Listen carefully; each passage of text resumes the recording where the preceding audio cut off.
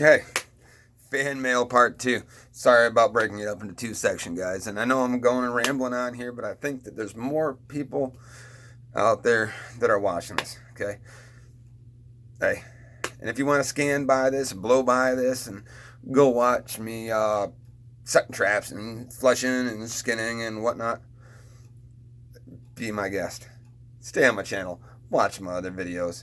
They're all out there because I'm doing it for you. But I want to make sure that people know that I am, in fact, doing this for all of you. Okay? Now, watch part one. This is part two of my fan mail and what I'm going to do for my fans. Okay? So, where I left off was on this letter right here. This letter that I got in my mailbox from Rich Gross. Okay? Now, where I left off here is what makes you a good trapper, bad trapper, successful, or more successful trapper. You say that you went and got yourself, let's see here. You got 24 traps. Not bad. I started off with 3. I started off with 3 traps not long ago. Okay? Now I run a 200 trap line. I've got 200 traps. Right now I've got about 75 out in the woods. And that's because I'm doing the most traps I can with the time that I have available. Okay? It's not easy. And with some help, I could get the rest of them out there. But at this point, that's another video. Where has my help gone, you bunch of lazy couch sitting mother? But I don't care. I'm doing it on my own. I'm going to blow up. And you guys can watch me on the way up from your couch. I don't care. Anyway, so what makes you a successful trapper? What makes you a less successful trapper?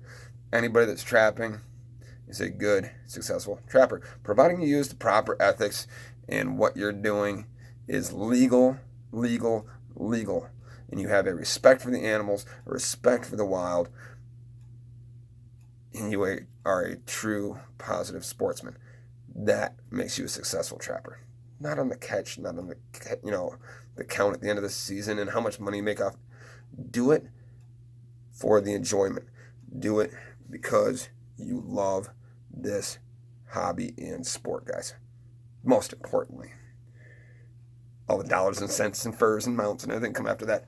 That's a bonus. But do it because you enjoy it. Okay? Now, wrapping this letter up here so I can get on to other things. Okay? Several traps out still, and you will still have a good season. Wait for that weather to come up. That's what I'm trying to do. And god dang it, I hope I get a thaw out here soon. Because my catch counts down the toilets right now.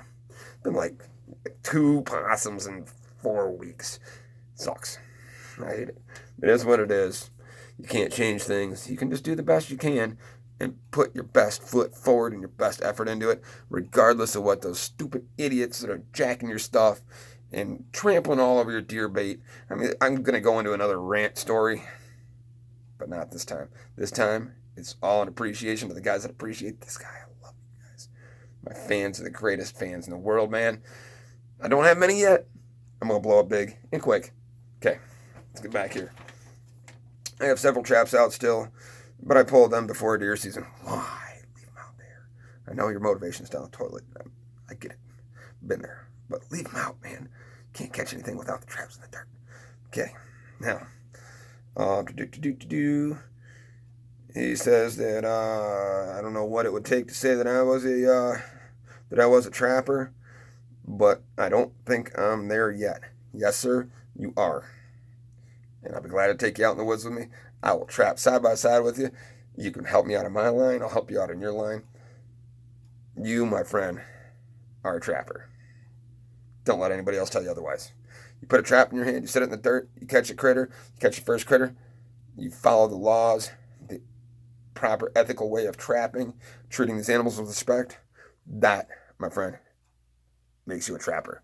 And I feel by this letter here that you are that guy. Mr. Trapper, 65-year-old youngster, you. I love you, my friend. Okay, now, I'm not sure how many of these Michigan trappers make videos, But I do know of a few, and he names a few. I don't want you to leave my channel. Stay on my channel. This guy right here. But I will go look at their videos. I'm always looking at other people's videos because I'm always learning. I am learning. I don't know it all. I just put my time in. And I give you guys examples of what works for this guy in Michigan, in my portion of the woods, that is making me a successful catch number trapper. Okay? So, yeah, he's got a list of the guys down here that are doing it out of Michigan, blah, blah, blah. And some of the guys have stopped doing it out of Michigan. And yeah, some of the guys are old timers that are giving it up. The fur count's down.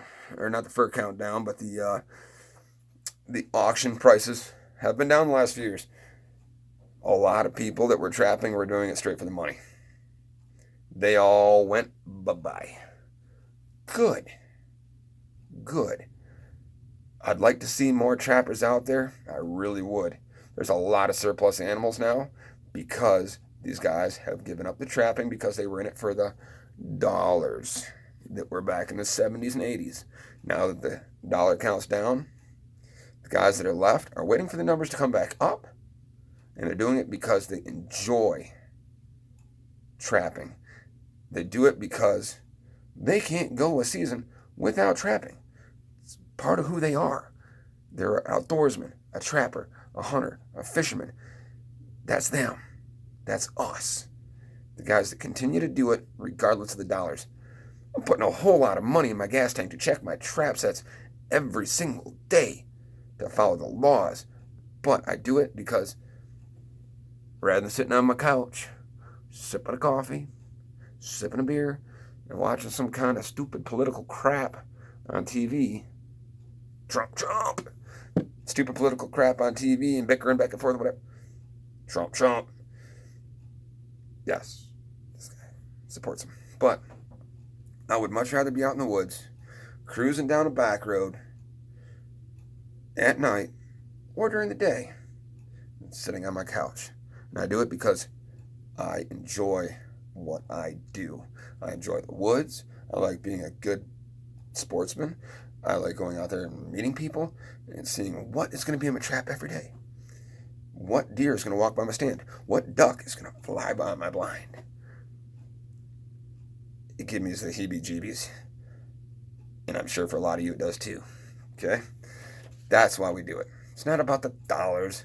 And those guys, they're sitting on the back burner watching the fur market. You know what? Don't go out in the woods. Watch me trap for you. I don't care. And the less people out in the woods trapping, the more critters there are for me to catch. And the more critters there are for Rich Goss to go out there and trap. Okay? Enjoy what we do, guys. And enjoy that you are one of the few that remain in this trapping. And I hope that I get some youngsters into this because the young guys can do it too. Take your kids, take your grandkids, take your sisters and your daughters and get the girls out there. My 6-year-old girl, she goes out with me. You can see her pictures up. They're on Facebook. She's popping them, dispatch, setting traps, setting footholds, picking locations. She's 6. She loves it. She's up there smoking deer with a crossbow. She loves it. It's cool. It's a family thing. Bring the youngsters up, make them do it the proper way, make them wear their orange, put their hand warmers and toe warmers in their boots so they're not cold, so they have a blast doing it. Give them a cup of hot cocoa to go out there instead of coffee. Don't push your manliness on them. And they will enjoy it too for the future. Okay? That's what it's all about. So, blah, blah, blah. Again, thanks for the videos you are putting out. You are helping at least one old rookie get on the right track. Sincerely, Rich Goss. Dude, I don't know even what to say to you. Thank you. And as a thank you, as a sincere thank you, my friend, for taking the time, finding my address, putting together that nice, long letter, I'm doing you one better, brother. You get a hold of me by phone, I will meet up with you as long as it's not, as long as you don't live in California. No, I got your address.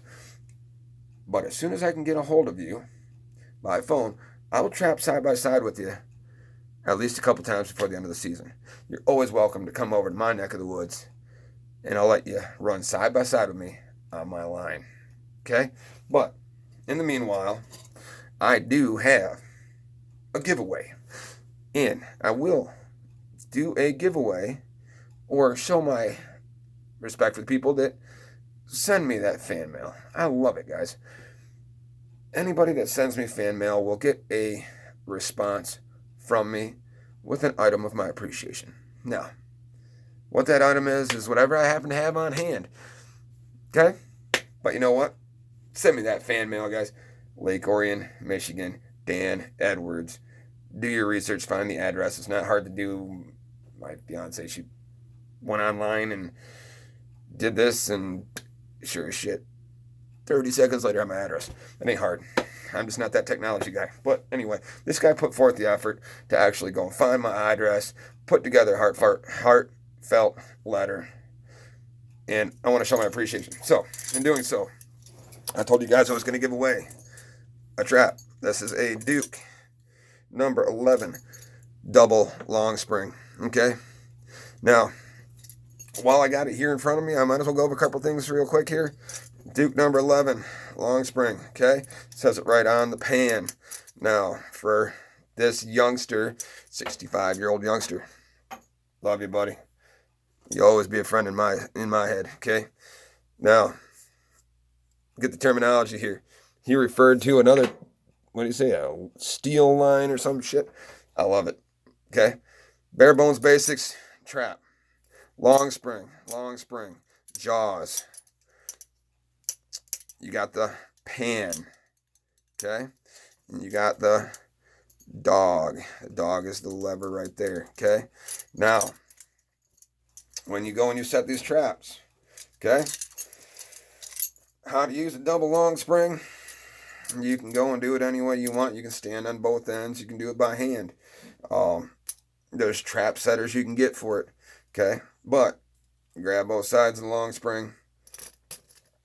And I like to flex down over your knees. Makes it a little bit easier when you're setting these traps, because these are some strong springs. With them compressed over your legs, you can set your pan and your trigger just like that. Always keeping your fingers underneath as much as possible the jaws. Keeping your finger underneath the pan to keep tension up on the dog. Okay? Now, when you carefully from underneath move your hands, your trap is set. Okay? I do these traps a little bit differently, guys. These traps I do. Okay? Now when you get them open, you do know that they got 2 notches there and there. So that's the trap. You fold those so the trap lays flat. I modify my traps so that the trigger pan is completely flat with the jaws. See that, guys? I modify my traps. In another video, I'll show you how to do that. I also go and night latch my traps. Night latching, fancy trapper term for hair trigger. Okay? I loosen my pan nut, the sideways nut that is on the side of the trap there. I don't know if you can see it. Yeah, it's the gold nut right in the middle. Okay? I loosen that nut so the pan just barely has enough tension to stay up. You want it to almost freely drop. There's a fine line right there, okay? And then you night latch your traps. I night latch every one of mine, which is a secondary notch that you cut into the pan. And I will do an instructional on how to do it. And it basically goes and makes it a hair trigger, okay?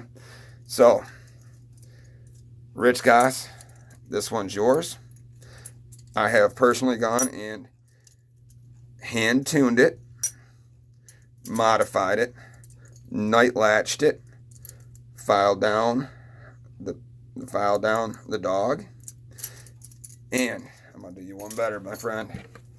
I'm going to go and sign it for you. Okay? I will send this out to the mail, in the mail to you. It'll be going out here sometime next week. Okay? But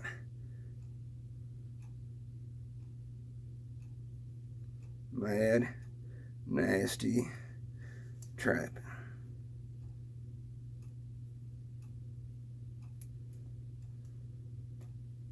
And I will sign that son of a bitch.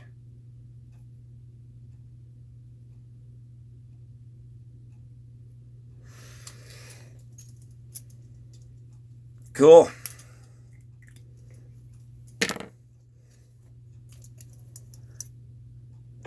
There you go, my friend.